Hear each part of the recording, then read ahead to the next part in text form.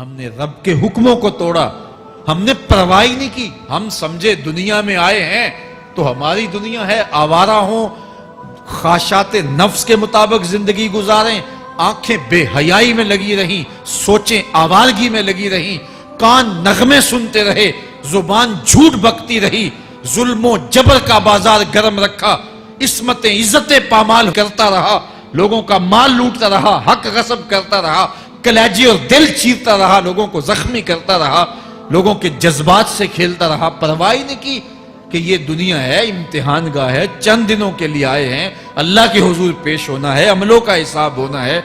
اب جب وہ دیکھیں گے کہ ہمارے ساتھ کیا ہونے والا ہے تو ان کے چہرے پہلے بگڑ جائیں گے۔ کیوں؟ وہ گمان کریں گے کہ ان کی ریڑھ کی ہڈی توڑ دی جائے گی، ایسے عذاب آئیں گے جس طرح کسی کی ریڑھ کی ہڈی ٹوٹ جائے تو اس کا چہرہ شگفتہ گلاب تو نہیں ہوتا، اس کا چہرہ جو ہے وہ تو کس قدر مرجھایا ہوا ہوتا ہے۔ تو اللہ ارشاد فرماتا ہے اس طرح ان کے چہرے ہوں گے۔ ابھی عذاب آیا نہیں ہے لیکن چہرے پہلے اترے ہوئے ہوں گے، اور جب عذاب کی بھٹی میں ڈالے جائیں گے، اللہ اکبر، اور وہ سخت عذاب، حضور نے جبریل امین سے پوچھا مجھے جہنم کے عذابوں کا ذکر سناؤ۔ عرض کی حضور سب سے ہلکے عذاب کی کہانی سناتا ہوں، اور وہ یہ کہ جہنمی کے پاؤں میں آگ کا جوتا رکھا جائے گا، باقی پورا بدن اس کا سلامت ہوگا۔ یہ سب سے ہلکے عذاب کی کیفیت ہے۔ اب پاؤں میں آگ کا جوتا ہوگا، حدت، گرمی، شدت اتنی ہوگی کہ دماغ پگھل کے ناک اور کانوں کے راستے سے باہر آ جائے گا۔ پاؤں میں رکھے ہوئے جوتے کی گرمی دماغ کو ایسے چڑھے گی کہ وہ پگھل جائے گا اور ناک اور کانوں کے راستے سے باہر آ جائے گا۔ تو اللہ کے عذاب کے خوف سے چہرے بگڑ جائیں گے، حالت سلامت نہیں رہے گی۔ یہ بات ذہن میں رکھیں کہ اللہ جس کو جہنم میں ڈالے گا اس کو اس صورت میں نہیں ڈالے گا، یہ محمدی صورت ہے، یہ شکل اس کی چھین لی جائے گی اور اس کی شکل بڑی کر دی جائے گی۔ اس کا ایک ایک دانت احد پہاڑ جتنا ہوگا۔ احد پہاڑ کا پھیلاؤ 15 کلومیٹر پہ ہے، 15 کلومیٹر کا ایک دانت اور 32 دانت کتنے ہوں گے تو منہ کتنا بڑا ہوگا۔ اس کو اتنا بڑا اس لیے کیا جائے گا تاکہ وہ عذاب کی تکلیف زیادہ سہے۔ 70 گز موٹی کھال ہوگی اور کھال جل جائے گی تو اللہ قرآن میں فرماتا ہے ہم نئی کھال دے دیں گے تاکہ عذاب کی تکلیف اس کو گوارا کرنی پڑے۔ پھر چیخے گا، چلائے گا، ہائے مجھے پانی دو، پانی دو، پیاس کی شدت ہے۔ 70 سال تک تو اس کی کوئی آواز ہی نہیں سنے گا۔ 70 سال کے بعد داروغہ جہنم چیخ کر کہے گا کیا مانگتا ہے؟ وہ بولے گا مجھے پانی چاہیے۔ کہا جائے گا تو بے بھی ملتا ہے پانی۔ پھر داروغہ جہنم اسے پانی دے گا، کوکا کولا کی بوتل دے گا یا پیپسی تھما دے گا یا منرل واٹر کی بوتل دے گا؟ نہیں، قرآن بتاتا ہے اسے مائے حمیم دیا جائے گا، کھولتا ہوا پانی، اور وہ اتنا گرم ہوگا جب پینے کے لیے چہرے کے قریب کرے گا اس سے اٹھتی ہوئی بھاپ کی وجہ سے چہرے کی کھال ادھڑ کے اس کے اندر گر پڑے گی، لیکن اس کے باوجود اس کو پینا پڑے گا۔ اللہ فرماتا ہے یہ دنیا ہی سب کچھ نہیں ہے، سمجھ لیا یہی سب کچھ ہے، آخرت کو بھول گئے، صبح اٹھے کام پہ چلے گئے، شام آئے آوارگی میں چلے گئے، صدائیں آتی رہی حی علی الصلاح حی علی الفلاح، کوئی پرواہ نہیں کی، نہ پیشانیوں نے سجدے کیے، نہ سوچوں میں پاکیزگی آئی، زندگی یوں گزار کے چلے گئے۔ ایسے نہیں، کہا ایک وہ ہوں گے جن کے چہرے شگفتہ گلاب ہوں گے، ایک وہ ہوں گے جن کے چہرے بگڑے ہوئے ہوں گے۔ اللہ اکبر، کلا اذا بلغت التراقی، یہ تو قیامت کا منظر ہے نا، قیامت سے قبل بھی ایک منظر ہے، اللہ اس منظر کو بھی بیان کر رہا ہے۔ کلا اذا بلغت التراقی، ہاں جب جان گلے کو پہنچ جائے گی۔ اے انسان تیرے اوپر وہ گھڑی بھی آنے والی ہے، وہ وقت بھی آنے والا ہے جب سانس اس ہنسلی میں اٹک جائے گا، جب سینے سے بھی سانس اوپر چلی گئی، اب ڈاکٹر بھی لا علاج قرار دے رہے ہیں کہ اب علاج نہیں رہا ہے، جان بس اب نکلنا چاہ رہی ہے، اور کہا جائے گا کوئی جھاڑ پھونک والا بلاؤ۔ اب ڈاکٹروں نے تو جواب دے دیا، اب سانس اٹک گئی گلے میں، چند لمحوں کی مہمان ہے۔ اب ڈاکٹروں نے کہا اب ہماری جانب سے لا علاج ہو گیا، اب لے جاؤ اس کو گھر، یا وینٹیلیٹر پہ ڈال دیتے ہیں اس کو، بس اب ہماری جانب سے کوئی اس کا علاج نہیں ہے. اب گھر والے روتے ہیں, کہتے ہیں کوئی جھاڑ پھونک والا لاؤ, کوئی دم والا لاؤ, شاید وہ کوئی دم کرے تو اس کی جان میں جان آ جائے. ڈاکٹروں نے تو لا علاج قرار دے دیا. وَظَنَّ عَنَّهُ الْفِرَاقُ. اللہ فرماتا ہے یہ تو جھاڑ پھونک والے کو ڈھونڈ رہے ہیں, لیکن جس کی سانس یہاں اٹکی ہے وہ سمجھ گیا ہے اب موت آ گئی ہے. اس کو یقین ہو گیا ہے کہ اب موت کے لمحے آ گئے ہیں, اب میں بچ نہیں پاؤں گا. اب آنکھیں تاڑے لگی ہوئی ہیں. وَالْتَفَّتِ السَّاقُ بِالسَّاقِ. پنڈلی پہ پنڈلی چڑھ رہی ہے. جب موت آ جاتی ہے تو پھر پنڈلی سے پنڈلی لپٹ جاتی ہے, اس کو پھر جدا کرتے ہیں اور جدا کر کے دونوں انگوٹھے باندھ دیتے ہیں تاکہ پنڈلی کے اوپر پنڈلی نہ چڑھے. اللہ وہ منظر بیان کرتا ہے, صاحب یہ وقت آنے والا ہے جب دونوں انگوٹھے باندھ دیے جائیں گے, جب ناک میں روئی ٹھونس دی جائے گی, جب چٹے لباس میں کفن دیا جائے گا, جب غسال کے سامنے بے بس پڑے ہوں گے, وہ چاہے یہ بازو اٹھائے چاہے یہ بازو اٹھائے, گرم پانی ڈالے یا سرد پانی ڈالے, جب بس پڑے ہوئے ہوں گے جو ہے وہ غسل دینے والوں کے, اور ناک میں روئی ہوگی اور دونوں انگوٹھے آپس میں بندھے ہوں گے.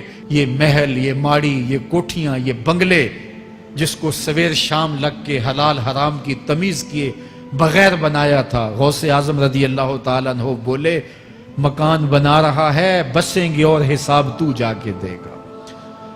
اور یہ تو ایک رات بھی تجھے اس گھر کے اندر نہیں رکھیں گے کہ چلو ایک رات مہمان رکھ لیں. کہتے ہیں نہیں نہیں, مہمانوں نے بھی جانا ہے تو جلدی کرو, اس کو سپرد کراؤ. وہ تو تیرا لباس بھی پھاڑ کے اتاریں گے, خود غسل دینے کے لیے تیار بھی نہیں ہے. تجھ سے خوف آنے لگا ہے, جاندی واری ڈرونا بنے ہوتے, ہاتھ نہ لاندے ڈر دے, جنہ لئی تو پاپ کمائے اج کتھے نہیں تیرے کر دے. آج تو وہ تیرے ساتھ تجھے غسل دینے کے لیے آمادہ نہیں ہے. وَالْتَفَّتِ السَّاقُ بِالسَّاقِ. جب پنڈلی پہ پنڈلی چڑھنے لگ جائے گی, إِلَىٰ رَبِّكَ يَوْمَئِذٍ الْمَسَاقُ. اس دن تیرے رب کی طرف ہی لوٹ کے جانا ہے. فَلَا صَدَّقَ وَلَا صَلَّىٰ. اس نے نہ تو سچ مانا اور نہ نماز پڑھی. وَلَٰكِنْ كَذَّبَ وَتَوَلَّىٰ. ہاں جھٹلایا اور منہ پھیر کے چل پڑا. ثُمَّ ذَهَبَ إِلَىٰ أَهْلِهِ يَتَمَطَّىٰ. پھر اپنے گھر کو اکڑتا ہوا چلا. اولا لک فاولا ثم اولا لک فاولا. تیری خرابی آ پہنچی, ہاں تیری خرابی آ پہنچی. ایحسب الانسان ان یترک سدی. انسان دنیا میں یہ گمان کرتا ہے اس کو سدا چھوڑ دیا جائے گا. سدا عربی میں ایسے اونٹ کو کہتے ہیں جس کی مہار کسی کے ہاتھ میں نہ ہو. شترے بے مہار, جہاں مرضی جس گھاٹ سے چاہے پانی پیے, جہاں سے مرضی چارہ لے, تو شترے بے مہار کو کہتے ہیں سدا. تو یہ انسان بھی گمان کرتا ہے کہ میں بھی سدا ہوں, مجھے کوئی کیوں پوچھے, میرے جذبات پہ کوئی کیوں قدغن لگائے, مجھے کیوں روکے کوئی. بالخصوص جوانی کے ایام کے اندر جوان کو بڑا ہوتا ہے کہ کوئی مجھے کیوں, وہ تو ماں باپ کے کہنے میں بھی نہیں آنا چاہتا. وہ کہتا ہے کیوں مجھے روکتے ہیں, میری جوانی ہے, میرے جذبات ہیں, مجھے آزادی سے جینے دو, کیوں میرے راستے میں رکاوٹ بنتے ہو, میں سدا ہوں. اللہ فرماتا ہے نہیں, ایک اونٹ تو سدا ہو سکتا ہے, جس کو میں نے اشرف المخلوقات بنایا ہے اس کو تو سدا نہیں چھوڑوں گا, اس کو تو پابند بناؤں گا حکام کا. اب وہ کہتا ہے کہ نہیں نہیں, یہ کیسے دوبارہ اٹھائے جائیں گے. اب دوبارہ وہی بات پھر آ گئی. الم یکن نطفۃ من منی یمنی. اللہ فرماتا ہے ایک بوند تھی نا, پانی کا ایک قطرہ تھا جو رحم مادر میں رکھا گیا. ثم کان علقہ, پھر وہ پانی کا قطرہ لوتھڑا بنا. فخلق فسوی, پھر اللہ نے اسے پیدا فرمایا اور پھر ٹھیک ہموار کیا. فجعل منہ الزوجین الذکر والانثی, پھر اس سے وہ جوڑ بنائے, کوئی مرد بنایا کوئی عورت بنائی.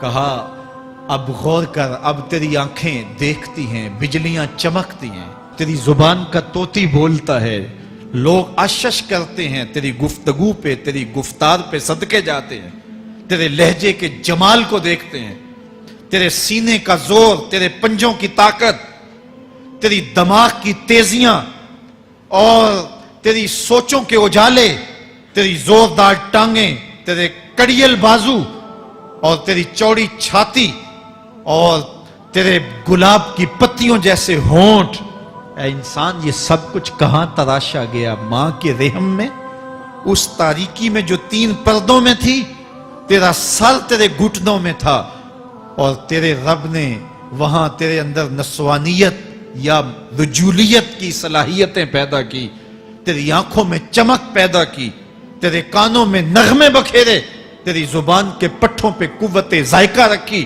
تجھے بولنے کی صلاحیت دی، تیرے پنجوں میں زور رکھا۔ آج تو مفتی شہر ہے، آج تو علامۃ الدہر ہے، آج تو قاضی القضات ہے، آج تو منسٹر ہے، آج تو وزیر اعظم ہے، آج تو پہلوان ہے، آج تو شہزادہ ہے، آج تو بادشاہ ہے، آج تو زوراور ہے، آج تیری طاقت کے کیا کہنے؟ آج شیروں کو تو نچا لیتا ہے، ہاتھیوں کو تو بٹھا لیتا ہے، آج تو بڑا زوراور گھڑ سوار ہے، آج تیری طاقت کے کیا کہنے؟ تو کشتی کرتا ہے، زمانہ دیکھنے آتا ہے، آج تیری طاقت کے شوہرے ہیں، تیری عظمت کے تنتنے ہیں، لیکن انسان تو ایک ناپاک قطرہ تھا اور رحم مادر میں تھا۔ تیرے اندر یہ رنگ کس نے بھرے؟ تیرے کانوں میں نغمے کس نے رکھے؟ تجھے دماغ کی قوتیں کس نے دی؟ زبان کو بولنا کس نے سکھایا؟ آنکھوں میں توانائیاں کس نے رکھی؟ تیری زبان کا طوطی بولتا ہے، یہ سلیقے کس نے دیے؟ پھر اللہ فرمایا، کتنا زوردار بیان ہے، الیس ذالک بقادر علی ان یحیی الموتى، جو ماں کے پیٹ میں ایک نطفے کو ایک خوبصورت انسان بنا سکتا ہے، ہڈیوں کو جوڑ کے دوبارہ انسان نہیں بنا سکتا؟ کیا وہ دوبارہ تجھے کھڑا نہیں کر سکتا اپنے سامنے پیش ہونے کے لیے، جس کے حکموں کو تو نے توڑا ہے، جس کے فرامین کا تو نے مذاق اڑایا ہے؟ کیا وہ اتنا ہی بے بس ہے کہ اپنے حضور تجھے جو ہے وہ کھڑا ہی نہیں کر سکتا ہے؟ جس رب نے تجھے ماں کے شکم میں شکل دی، حضرت شیخ فرید الدین عطار بولتے ہیں، سانے کستی سلاتی می شود، ایسا کاریگر ہے مٹی سے بادشاہ بنا ڈالتا ہے۔ اس نے مٹی سے دارا و سکندر بنائے، اس نے مٹی سے جو ہے وہ رستم و سہراب بنائے، اس نے مٹی سے کیا کیا بنا دیا، جو مٹی سے بادشاہ بنا سکتا ہے، جو نطفہ رحم مادر سے جو ہے وہ شکل اور صورت اور رنگ اور جمال بنا دیتا ہے۔ تیری صورت نکھرتی ہے، تیرے ہونٹ گلابی ہیں، اور تیری نرگسی آنکھیں ہیں، تیرے ریشمی بال ہیں، اور تیری خوبصورت رنگت ہے، تو چال چلتا ہے تو لگتا ہے قیامت چل رہی ہے، تیرا قد رانا جو ہے وہ صنوبر کو شرماتا ہے، تیری گفتار کے تنتنے ہیں۔ جس نے اتنی خوبصورت شکل ماں کے رحم میں بنائی، کیا وہ ہڈیوں کو جوڑ کے دوبارہ انسان نہیں بنا سکتا؟ وہ دوبارہ انسان بنائے گا اور پھر تجھے اپنے حضور کھڑا کرے گا۔ اور ایک حدیث میں آتا ہے، اللہ بندے کو اپنے حضور کھڑا کرنے کے بعد اپنے سامنے سے ہٹنے نہیں دے گا جب تک 5 سوال نہیں پوچھ لے گا۔ ان عمرہ ہی فیما افنا ہو، اس کی عمر کے بارے میں پوچھے گا، کہاں ضائع کی؟ میں نے تجھے زندگی دی، 60 سال 70 سال 40 سال 50 سال، اس زندگی کو کہاں گزار کے آیا ہے؟ ان شبابہ فیما ابلا ہو، اس کی جوانی کے بارے میں پوچھا جائے گا، جوانی کہاں گزار کے آیا ہے؟ مجنوں تو نہیں بنا رہا، خواہشات کا اسیر تو نہیں ہو گیا، دیوانوں کی طرح زندگی تو نہیں گزار کے آ گیا؟ تیری جوانی کسی چوک میں تو نہیں گزری، تیری جوانی آوارگی میں تو نہیں گزری، ساری رات سوشل میڈیا کے اوپر گندگی اور غلاظتیں تو نہیں دیکھتا رہا؟ تیری زندگی گزری کہاں ہے؟ تیری جوانی گزری کہاں ہے؟ اگر کوئی جواب نہ ہوا تو پھر کیا جواب دے گا؟ اور وہ کتنا خوش نصیب ہوگا جو کہے گا، مالک میری جوانی سجدوں میں گزری، میری جوانی قیام میں گزری، میری جوانی رکوع میں گزری۔ میرے حضور فرماتے ہیں، سبعۃ یظلھم اللہ فی ظلہ یوم لا ظل الا ظلہ، 7 اشخاص ایسے ہیں قیامت کے دن جب کوئی سایہ نہیں ہوگا، اللہ ان 7 کو اپنے عرش کا سایہ دے گا۔ ان میں سے دوسرا شخص میرے حضور نے بیان فرمایا، وَشَابٌ نَشَأَ فِي عِبَادَةِ اللَّهِ، وہ جوان جس کی جوانی اللہ کی عبادت میں گزرے۔ جوانوں، اپنی زندگی کو مالک کی دہلیز پہ لے آؤ۔ جوانی وہی ہے جو مالک کی چوکھٹ پہ گزرے۔ اپنے دل کا تعلق جوڑو، عشق کرنا ہے تو پھر آمنہ کے لال سے کرو۔ محبت کا رشتہ ان سے جوڑو، تعلق کا ربط ان سے قائم کرو، جوانی کو دین کی راہ پہ ڈالو۔ اللہ اکبر۔ سنو میرے حضور کا فرمان، آنا حبیب اللہ، میں اللہ کا حبیب ہوں۔ پھر فرمایا الشاب التائب حبیب اللہ، جو جوان جوانی میں توبہ کرے وہ بھی اللہ کا حبیب ہے۔ آؤ اللہ کے حبیب بن جاؤ، اللہ کے حبیب بن جاؤ، اللہ کے حبیب بن جاؤ، اللہ کے محبوب بن جاؤ۔ لیلۃ القدر کی گھڑیاں ہیں، رات کا پچھلا پہر ہے، اللہ کے حضور یہ عہد کر کے اٹھو، مالک جو زندگی گزر گئی، آئندہ جوانی کا ایک ایک لمحہ تیرے لیے گزرے گا، جیوں گا تو تیرے لیے، مروں گا تو تیرے لیے، میری ایک ایک سانس تیرے نام وقف ہوئی، میری زندگی کی ایک ایک ساتھ تیرے نام وقف ہوئی، میں اپنا سب کچھ تیرے لیے پیش کرتا ہوں۔ میری زندگی کا مالک بھی تو ہے، میری موت و حیات کا خالق اور مالک بھی تو ہے، یہ زندگی تو نے دی، تیری امانت ہے، تیرے حضور ہی پیش کرتا ہوں۔ اور لیلۃ القدر کی گھڑیوں میں اس عزم کے ساتھ گھروں کو لوٹو کہ اللہ میری زندگی کا ایک ایک لمحہ تیرے نام ہوا، آنے والے موسم تیرے نام ہوئے، میری جوانی تیرے نام ہوئی، میرے آنسو تیرے نام ہوئے، میری پیشانی تیرے نام ہوئی، میرے دل کی دھڑکن تیرے نام ہوئی، میری صلاحیتیں تیرے نام ہوئی، میری زبان بولے گی تو تیری تسبیح بولے گی، تیرے ذکر کے ترانے پڑے گی، میرے کان سنیں گے تو قرآن کے نغمے سنیں گے، میری آنکھیں دیکھیں گی تو مالک تیری قدرت کی نشانیاں دیکھیں گی، تیرے رسول کا روضہ دیکھیں گی، تیرا کعبہ دیکھیں گی۔ مالک میری زبان سچائی کے نور سے مالا مال ہوگی اور میں ساری زندگی تیرے نام کرتا ہوں۔ اور جب آپ اپنی ساری زندگی اللہ کے نام کر دیں گے تو پھر وہ پوری کائنات تمہارے نام کر دے گا۔ کی محمد سے وفا تو نے تو ہم تیرے ہیں، یہ جہاں چیز ہے کیا لوح و قلم تیرے ہیں۔ اللہ آپ سب کو اپنی پناہ میں، امان میں اور حفاظتوں کے حصار میں رکھے۔